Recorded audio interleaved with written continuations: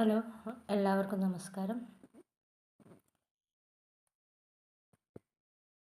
സ്വാതന്ത്ര്യദിന കേസിൻ്റെ 4ാം ഭാഗത്തിലേക്ക് എല്ലാവർക്കും സ്വാഗതം.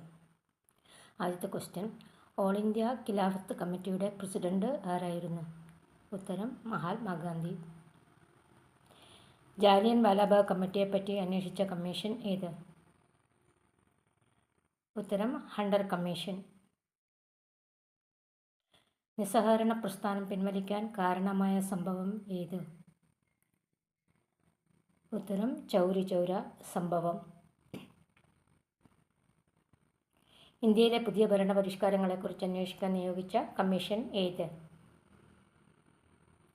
Simon commission. അടുത്ത ചോദ്യം, സ്വരാജ് പാർട്ടി രൂപീകൃതമായത് എന്നാണ്? 1923 ജനുവരി 1. സൈമൺ കമ്മീഷൻ രൂപീകരിച്ച വർഷം ഏത്?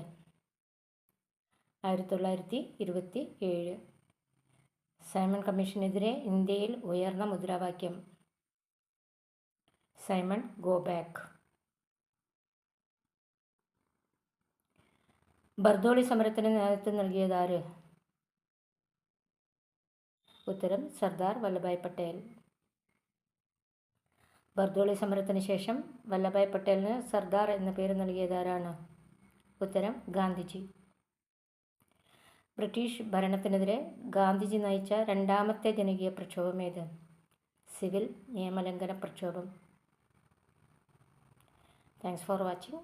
Please like, share and subscribe my video.